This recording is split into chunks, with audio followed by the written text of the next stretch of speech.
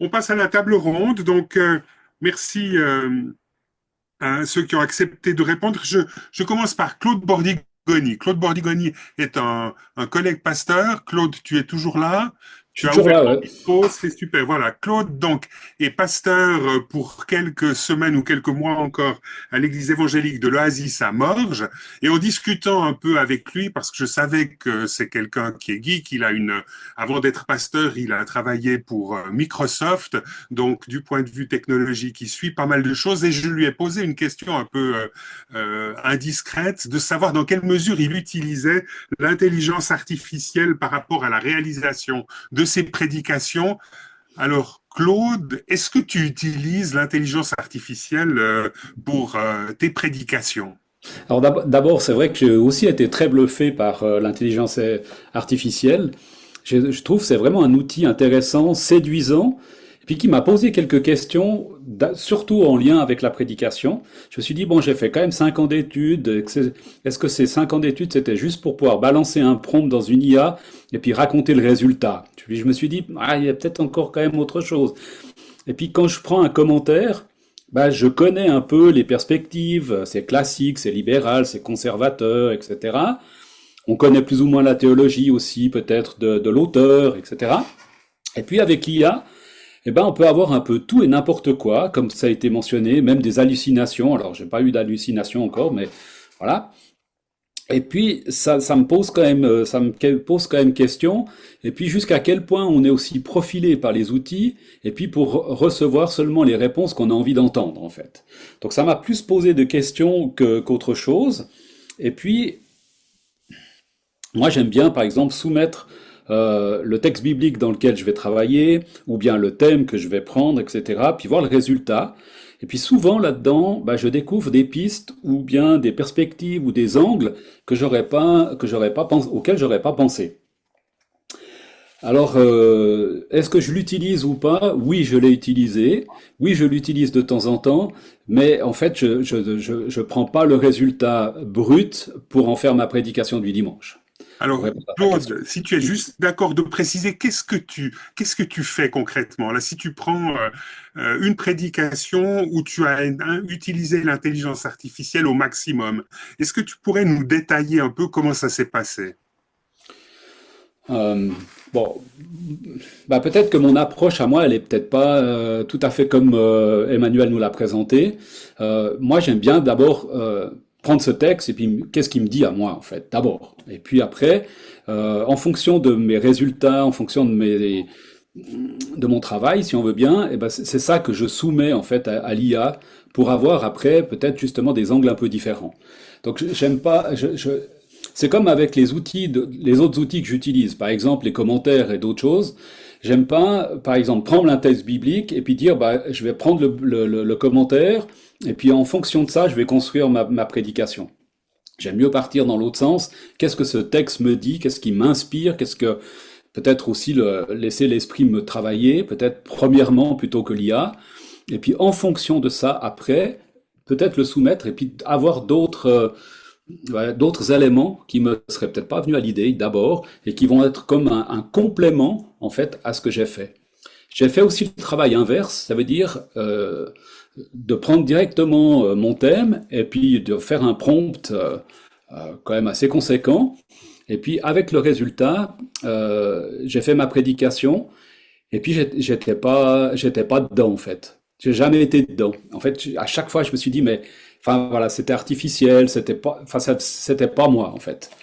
Je me suis dit, j'ai beaucoup trouvé très intéressant l'IA, par exemple, pour faire plutôt qu'une prédication, mais plutôt une étude biblique, où là, il va nous prendre plutôt les éléments très concrets, les textes, les références, etc. Et puis là, ça me paraît plus probant, enfin en tout cas pour moi, que pour la prédication elle-même. Ok, donc finalement, tu es plutôt réservé par rapport à l'utilisation de l'IA dans le Mm. domaine de la prédication. C'est un peu ça, ouais. J'ai, enfin, oui et non, en fait. Bah, comme je disais, en fait, non dans le sens, j'aime bien pouvoir, euh, comment dire, soumettre mon résultat personnel et puis d'avoir des nouvelles pistes. Mais oui, dans le sens que je vais pas donner ça comme ça, et puis dimanche matin, j'arrive avec mon texte brut, disons. Voilà. J'ai participé pas mal de fois, j'étais à l'EPFL il y a pas longtemps. Ils avaient fait toute une journée sur l'intelligence artificielle et puis il y avait un créateur de jeu qui nous a fait une démonstration absolument bluffante. Et puis à la fin, il a quand même dit, voilà, ça fait une maquette qui est très intéressante, mais à la fin, quand je vais faire mon vrai produit, je scratch tout et je recommence à zéro. Et il me semble que là, moi, ça m'a assez interpellé en me disant, peut-être que c'est très intéressant d'avoir ça comme ma maquette, mais à partir de là, je vais reprendre à zéro et puis je vais construire pas ma présentation, mais ma prédication en fait. Est-ce que tu as essayé parfois de soumettre ta prédication à une IA en lui demandant comment est-ce que tu pourrais améliorer les choses? Alors oui, j'ai fait ça. Et puis, Et puis, quel a été le résultat? je sais pas si ça a amélioré ou bien détruit ce que j'avais envie de dire, mais oui, oui, ça a fait des modifications intéressantes. Alors, je l'ai surtout fait dans le sens de simplifier les choses, par exemple, ou d'être plus, comment dire, moins technique et des choses comme ça, ouais. Et ça apporte quand même quelque chose de bien, ouais. Je ne Mhm. sais pas si tu as entendu parler, ce sera ma dernière question, Claude. J'étais à Paris, là, au ce qui s'appelle La Place, le centre évangélique, il y a de ça une dizaine de jours, et quelqu'un a mis en avant le fait qu'il avait il avait développé une sorte d'application qui, grâce à l'intelligence artificielle, permettait d'évaluer une prédication. Est-ce que tu as déjà tenté un peu ce type de démarche? Non, alors j'ai Non. jamais développé, utilisé ça. Moi, j'ai des retours en direct à la sortie du culte en général. C'est une intelligence aussi qui est peut-être pas Merci, artificielle, Claude. mais qui donne des résultats assez probants en fait. Super. Merci à toi d'avoir accepté de nous parler un peu de, voilà, ton face-à-face avec l'IA en tant que prédicateur. Maintenant, j'aimerais demander à Bertrand Gounon, qui est animateur biblique à la Ligue pour la lecture de la Bible. Bertrand, il y a de ça quelque temps, si tu as ouvert ton micro, il y a de ça quelque temps, tu t'es mis un petit peu à l'intelligence artificielle. Dans ton travail autour de la Bible, qu'est-ce que t'apporte l'utilisation d'une intelligence artificielle? Oui, alors moi je vais vous donner, pour rendre les choses très concrètes, je vais prendre l'exemple d'une animation biblique, enfin d'une méditation que j'ai animée pour l'équipe, pour les collègues à la Ligue. J'avais à cœur de parler, de partir de la parabole dite du fils prodigue, mais en prenant appui sur le tableau qu'en a fait le peintre Rembrandt. Voilà, il a peint cette scène, c'est un tableau absolument magnifique. Donc j'avais cette idée-là, et puis j'avais bien, voilà, tout de suite quelques questions que j'imaginais poser à l'équipe pour nourrir la méditation.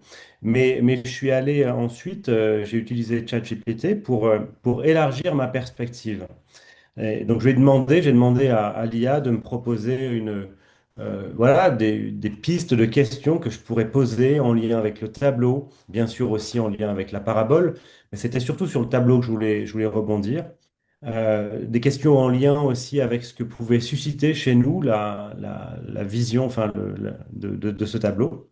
Et puis, ça m'a permis donc en faisant ça, les résultats que j'ai eus m'ont permis voilà, j'ai eu pas mal de propositions, quoi. C'est ce que je trouve en général assez impressionnant, c'est que ça peut offrir un éventail assez immense de possibilités. Mais voilà, j'ai pu ajouter aux questions que je voulais poser aux collègues deux, trois questions auxquelles je n'avais pas pensé, puis que je trouvais très pertinentes. Puis j'ai pu aussi, pour cette animation, demander à ChatGPT des informations justement sur le tableau. Et en fait, là, ce que j'ai trouvé génial, c'est qu'au lieu d'aller surfer sur différents sites qui parlent du tableau, de passer quand même un temps conséquent à atterrir sur des plus ou moins bons sites Internet, et ben, comme ça, en quelques secondes, j'ai pu avoir une synthèse. Alors, j'aurais peut-être eu des informations peut-être encore plus pointues, peut-être meilleures en allant sur tel site qui avait vraiment voilà, des informations géniales sur le tableau. Mais voilà, en un temps vraiment record, ben, voilà, j'avais, j'avais comme ça une synthèse prête à utiliser. Et puis, je dirais que aussi là, moi, ou alors personnellement, je fais aussi un lien avec la prédication. Des fois, ce qui est plus difficile pour moi, c'est de faire le pont entre le texte, une fois que j'ai étudié un texte biblique, fait l'exégèse, euh, donner un peu des éléments de compréhension du texte. Des fois, je peux être assez, voilà, assez limité au niveau d'application concrète, de pistes d'appropriation du texte. Des fois, c'est évident. Puis justement, quand tout à coup, je me sens un peu en panne, ben clairement, là, je trouve que c'est très aidant. Et ChatGPT donne voilà, là encore, donne des pistes. Et puis, comme disait Claude, hein, moi, jamais quelles que soient les recherches, les prompts que je fais sur Chat, j'utilise jamais le matériau brut tel qu'il est proposé. Il y a toujours après un travail de sélection et puis de réadaptation à mon style. Voilà, je dirais pas je dirais pas les choses comme il les propose. Mais voilà, en tout cas, ça fait vraiment gagner du temps. Aussi pour les animations, justement, ce que je trouve très pertinent, c'est la structure que ça donne à une animation biblique.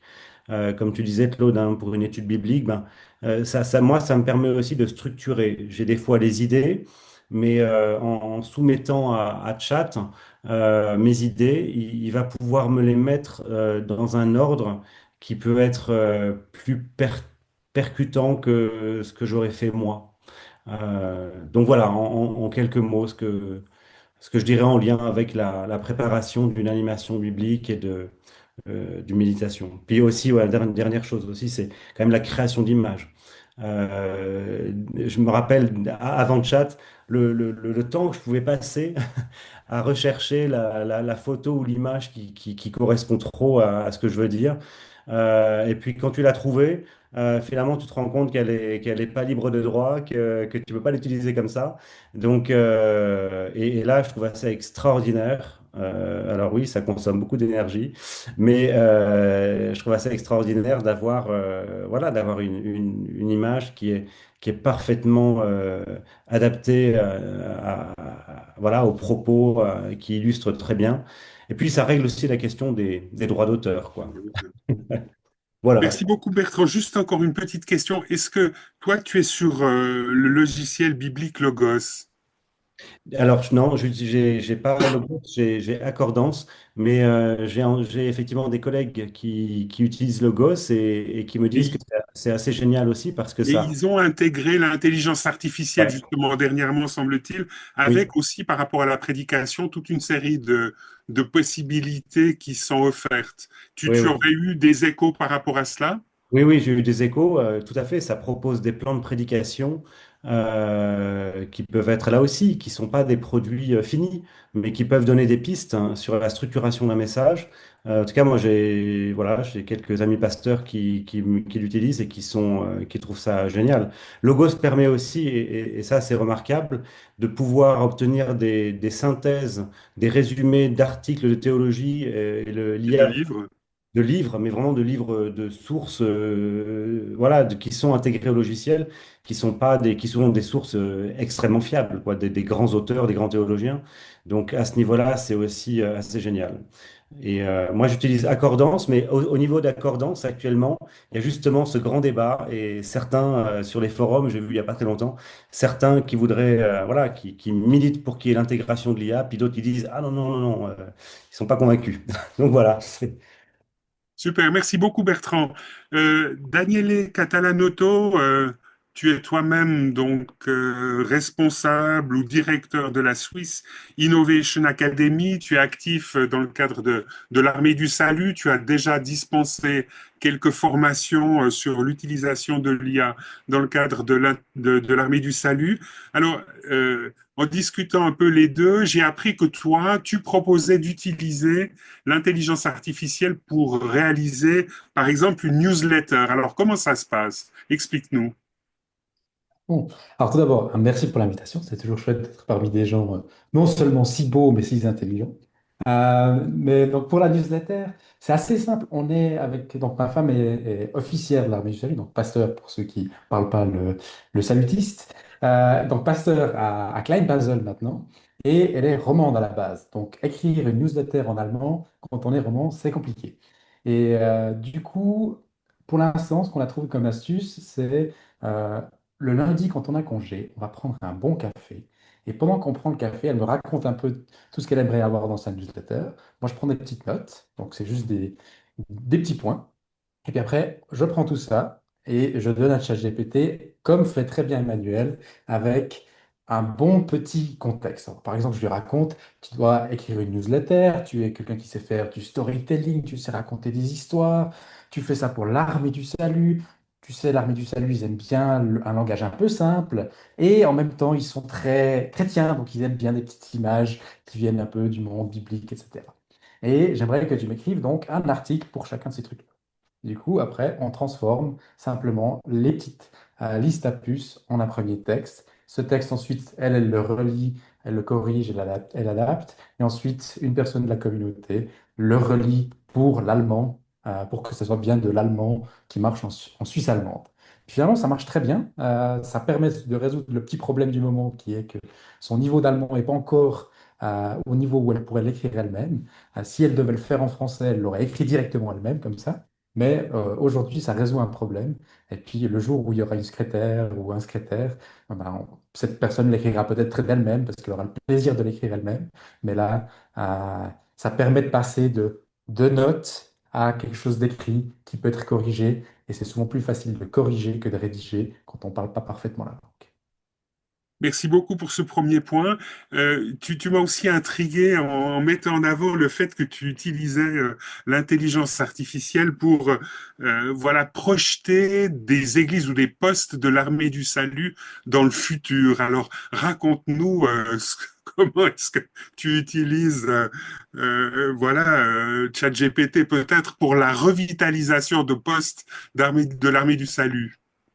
Absolument. Alors, le secret, c'est qu'on le faisait déjà avant sans intelligence artificielle, ça va juste plus vite.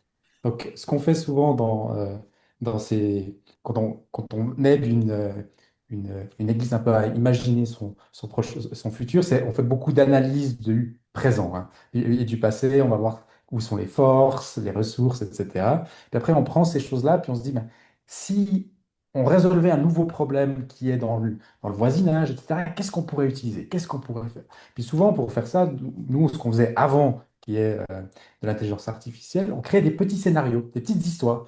On disait, imagine, ça c'est Jean.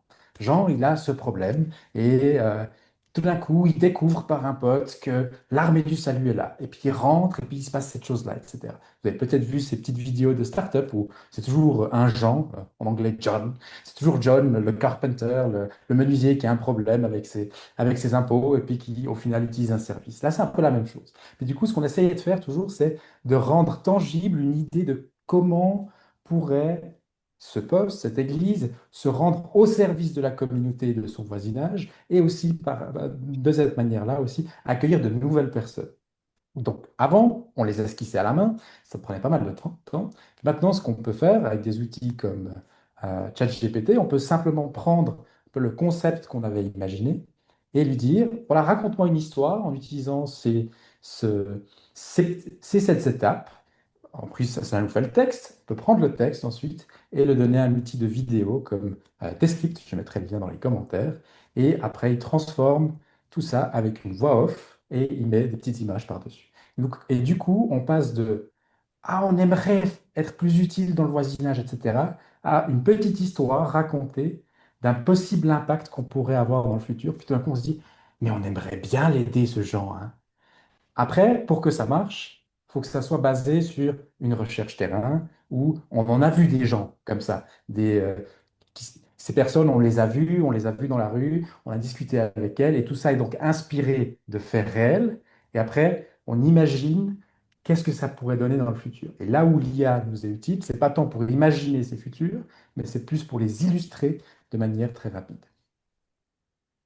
Merci beaucoup pour ces ouvertures que tu esquisses devant nous, Daniele.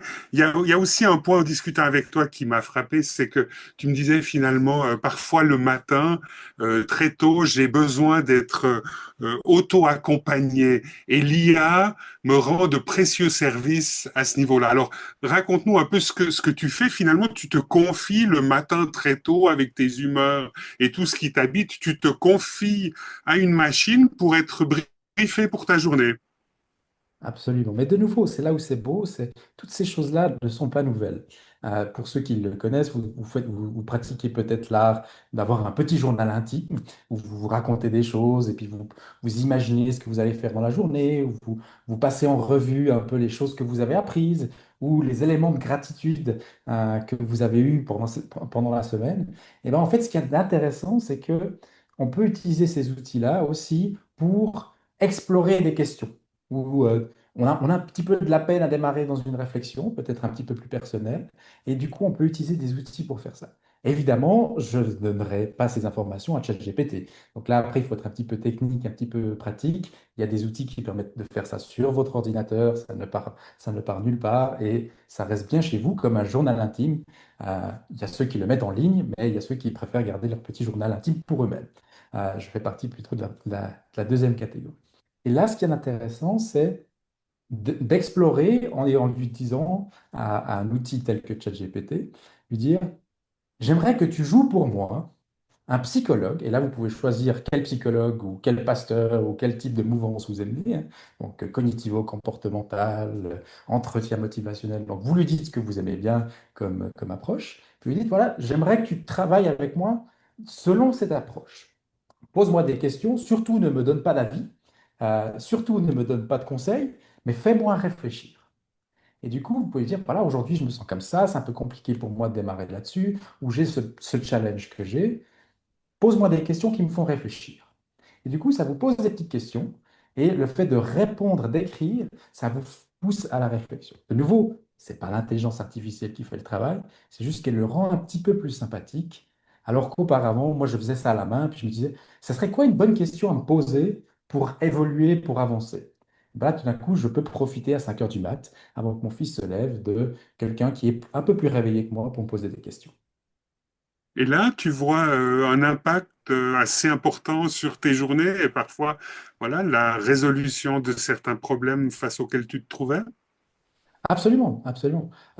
Mais de nouveau, je ferai pas la glorification de l'intelligence artificielle, mais plutôt le fait de dire, le fait de se poser des questions est la belle chose. Après, l'outil peut être n'importe lequel. L'intelligence artificielle est bien. Des exemples concrets, c'est, on avait un challenge avec notre fils ou des grandes colères, etc. Et puis du coup, pour réfléchir à comment gérer ces grandes colères, des questions, tout d'un coup, m'ont fait travailler différemment, puis m'ont fait dire, ah, mais tiens, on pourrait peut-être essayer autre chose. Et du coup, pendant, en tout cas, une certaine période, vous le savez, les enfants de 4 ans, ça change tout le temps. En tout cas, pendant une certaine période, ça nous a bien aidé. Puis du coup, c'est un exemple tout concret, hein.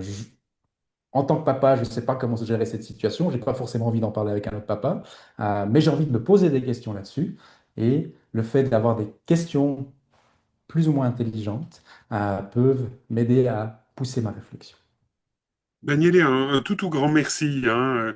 Je rappelle que voilà, tu dispenses aussi des formations en lien avec l'intelligence artificielle et puis que voilà, tu es actif dans le cadre de l'Armée du Salut. On a comme dernier invité Joël Walter. Joël, bienvenue. Toi-même, tu es responsable de la société Thank You for Future à Neuchâtel et tu es membre de l'Église évangélique libre de la Rochette. Alors, pour toi, ce qui est intéressant avec l'intelligence artificielle, c'est que ça permet de faire des traductions simultanées. Alors, explique-nous un peu comment c'est utilisable dans le cadre d'une église. Oui, tout à fait. Il y a quelque temps, une année et demie, on discutait avec des amis de l'Église, vous connaissez peut-être Timothée et José, qui participe à l'équipe de traduction. Et puis il me dit, ah, est-ce qu'on n'arriverait pas à faire quelque chose avec l'IA?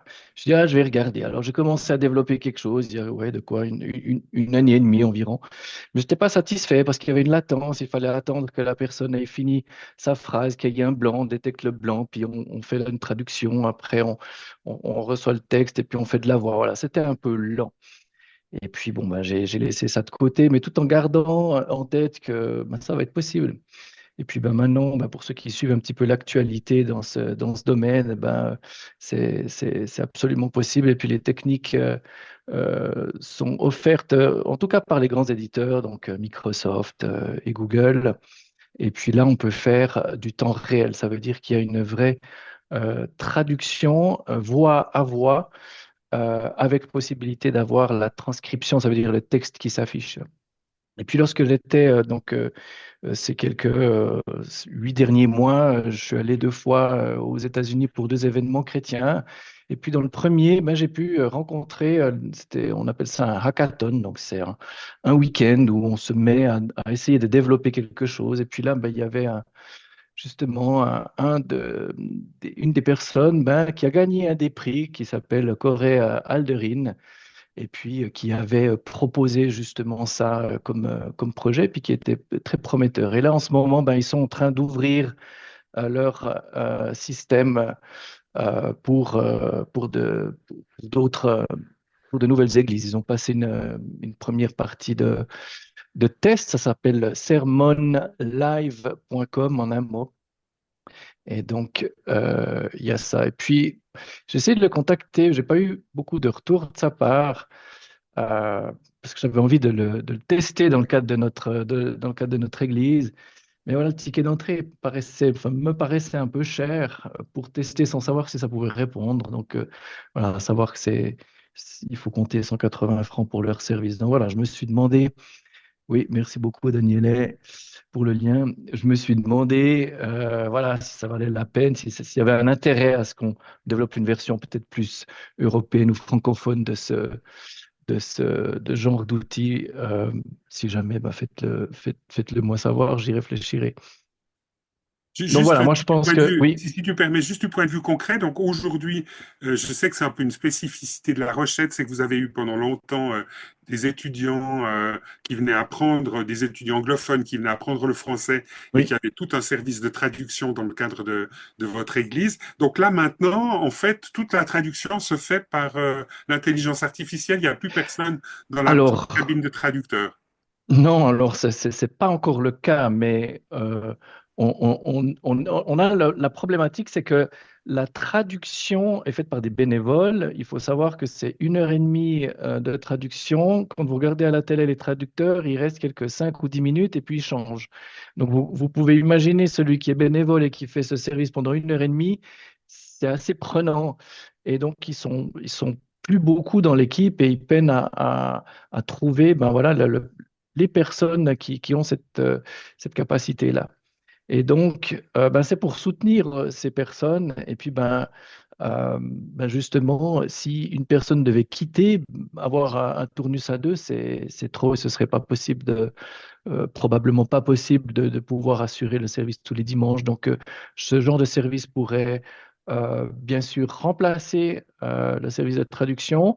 Et puis, d'une part, aujourd'hui, on fait l'anglais, mais avec un service comme ça, ben, on peut faire l'anglais et l'espagnol. Et puis, voilà, on peut être plus large, quoi. Super. Il y a un autre point dans le cadre euh, de nos discussions que tu as eu l'occasion d'aborder, c'est le Oui. développement d'une intelligence artificielle souveraine. Alors, est-ce que, en 2 mots, tu pourrais nous expliquer en quoi ça consiste et qu'est-ce Oui. que ça pourrait apporter aux chrétiens d'avoir quelque chose qui finalement s'imprègne et constitue une base de données à partir de la documentation qui soit spécifiquement chrétienne? Ouais, donc bon, bah, tout a commencé il y a 1 année et demie où, voilà, après différents échanges avec Éric Sellerier et puis tout à l'heure, Emmanuel Zilli, tu as parlé de Hello Bible, donc c'était dans ce cadre-là. Puis on est resté en contact et puis j'ai vu mon engouement pour l'IA. voilà, j'ai pu participer aux premières bêta-tests de tout ça.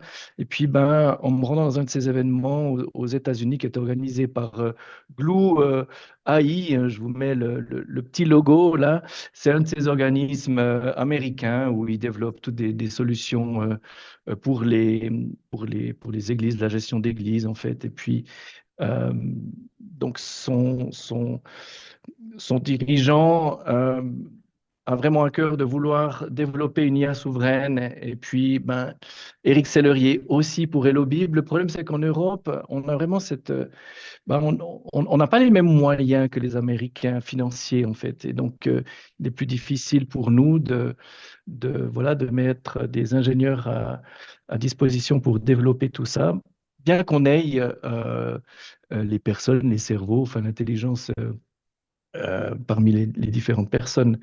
Et donc, voilà, il y a eu un accord, un partenariat qui s'est fait entre Glo et le Bible. Et puis, bah, j'ai participé aussi, bah, il y a à peu près une année et demie, à faire un fine-tuning d'un modèle français. Donc, j'avais pris Mistral.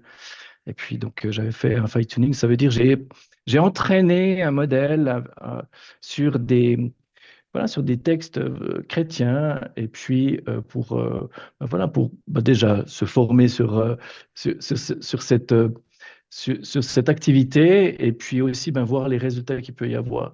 Donc là, voilà, c'est la première étape. Là, j'ai pu voir aujourd'hui qu'ils ont franchi une deuxième étape, hein, donc ça continue de s'entraîner.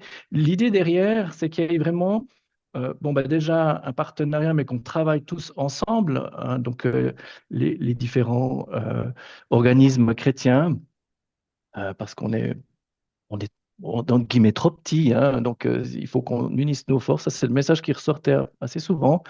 Et puis, et bien que ben, cette IA souveraine, elle puisse donner comme ressource euh, ben, ben, tout ce qu'elle a à disposition comme, ou tout ce qu'elle pourrait avoir, je le mets au conditionnel, hein, parce qu'aujourd'hui, ce n'est pas encore vraiment le cas. Euh, donc voilà, toutes les sources théologiques chrétiennes qu'elle pourrait avoir à disposition, mais que cette IA puisse vraiment citer la ressource et d'où ça vient, parce qu'un chat GPT, quand vous faites un prompt, faut vraiment insister pour qu'il vous le donne, il vous donne la source. Et donc, il y a ça d'une part. Et puis de faire le modèle, donc le chat GPT, mais d'en faire un qui serait, comment dire, chrétien, où on augmente un petit peu le poids. Donc ça, c'est un petit peu technique, mais j'image un petit peu la chose autrement. C'est que si je vais entraîner une IA pour qu'elle soit, entre guillemets, plus chrétienne, eh ben, si, comme c'est une prédiction de mots, hein, du prochain mot qui va être donné, eh bien, si je lui dis religion, puis que le prochain mot qu'elle devrait choisir, ben, elle a le choix entre musulman et chrétien, ben, je vais augmenter le poids sur chrétien pour qu'il ait plus de valeur dans son choix. Donc, c'est ça, en fait, de l'entraînement. Et puis, voilà la constitution, donc, ou le développement d'une intelligence artificielle Exact. souveraine. Et ça, c'est quelque chose qui pourrait voir le jour d'ici peu. Est-ce qu'on peut dire que, par Oui, exemple, Hello Bible est vraiment derrière cette application, une intelligence artificielle qui serait souveraine, donc qui serait uniquement constituée de oui. données chrétiennes? Exactement, donc ça c'est vraiment l'idée, parce qu'aujourd'hui ben, ils utilisent des API qui sont pas, voilà, il y a énormément de prompting derrière pour canaliser toute l'IA, mais l'idée c'est vraiment d'avoir cette propre IA vraiment souveraine et puis de la mettre à disposition sous forme d'open source. Donc cette IA serait disponible, on pourrait la mettre sur nos propres systèmes et puis l'utiliser, la faire tourner. Après, ben, reste à mettre un peu la couche logicielle dessus, et ça, c'est typiquement Hello Bible. Donc, lui, il a la couche logicielle qui exploite l'IA. Mais derrière, il y a toute cette équipe. Il y a l'équipe Hello Bible pour le logiciel, puis il y a une équipe qui est plus sur la mise en place et le développement d'une IA Une souveraine. sorte de base de données qui serait souveraine. Exact. Oui, Voilà. oui. Merci beaucoup, hein, Joël, pour Plaisir. voilà ce parcours. Moi, il y a deux éléments encore qui me manquent, et puis parce qu'on n'a pas eu l'occasion d'en parler. Est-ce que quelqu'un pourrait dire quelque chose sur la gestion des courriels, la gestion des emails qui pourrait être faite par l'intelligence artificielle? Est-ce qu'il y a quelqu'un parmi les dernières personnes qui sont intervenues qui aurait Daniele. Est-ce que toi-même, tu utilises voilà, l'intelligence artificielle pour répondre aux mails qu'on t'envoie? Alors, pas pour répondre, mais pour envoyer les emails administratifs ennuyants aux impôts. Pour ça, oui, absolument. Donc, tout ce qui est lettres de résiliation, etc., où il faut écrire de manière très belle en France, dans un français d'une autre époque que je ne sais pas écrire. Très utile.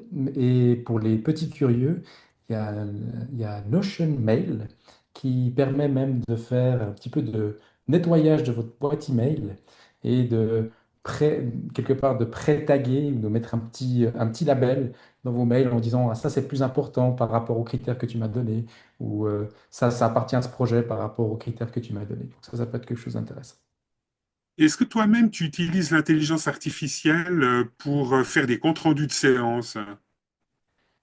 Absolument pas, pour une raison simple, qui est que pour moi, la beauté d'une séance, c'est la synthèse. Et du coup, cette synthèse, je trouve que la beauté, c'est de la faire soi-même. Parce que ce qui se conçoit bien euh, s'énonce S'énonce clairement. clairement, et les mots pour le dire viennent aisément. Et du coup, le fait de savoir faire la synthèse de ce qu'on a vécu, ça prouve qu'on sait ça prouve qu'on sait ce qu'on vient de vivre. Alors que si on a besoin d'une IA pour savoir résumer les 2 heures de discussion qui n'ont pas eu de sens, c'est que quelque part la séance n'a pas été bien facilitée. Super. Est-ce que quelqu'un d'autre, par rapport au compte rendu de séance, aimerait témoigner d'une utilisation qu'il en ferait? Ouais, je peux volontiers. Je préside les assemblées générales. Eh bien, la dernière, j'ai demandé à ce qu'elle puisse être enregistrée parce que le secrétaire n'était pas là pour prendre le PV. Puis je me suis dit, oh, ben, tiens, je vais juste prendre le bout de questions-réponses en audio. Et puis là, ben, j'ai en local sur ma machine, donc j'ai demandé à faire la transcription de texte. Puis après, ben, j'ai demandé à me faire non pas non pas ouais, uniquement une synthèse, mais voilà, une forme de compte-rendu des questions-réponses d'une manière très formelle, pas avoir vraiment tout le langage qui a été dit, qui est un petit peu gnangnan à lire, si je puis dire, hein. C'est pas que les personnes sont gnangnantes, mais c'est que, voilà, pour un PV, il faut que ce soit un peu plus formel. Puis, voilà, pour l'exercice, je le trouvais assez intéressant. Après, j'ai donné ça à notre secrétaire, puis on verra, ben voilà, s'il y a quelque chose qui est repris ou absolument pas du tout. Mais voilà, c'était pour l'exercice. Ok. Et tu étais plutôt satisfait du résultat ou bien J'étais très satisfait, ouais, j'étais Ok, plutôt, ouais. super. Donc c'est une possibilité encore pour ceux qui en ont marre de rédiger des PV à journée faite. Donc voilà, il y a peut-être des possibilités. Il y a peut-être juste un petit bémol, c'est qu'il y a un peu de confidentialité peut-être qui se perdrait et puis ça pourrait être dommageable, en tout cas, suivant le type de rencontres avec enjeux dans lesquels on pourrait s'impliquer Ouais, on est d'accord, hein. C'est pour ça que j'ai précisé que je l'ai fait en local. en Donc, local. tout comme Danielin, j'ai installé sur ma machine qui est bien assez puissante pour faire tourner tout ça. Donc, voilà, c'est peut-être pas à la portée de tout le monde, mais voilà, je Voilà, précise. super. Merci beaucoup pour cette table ronde sous forme d'échange d'expériences.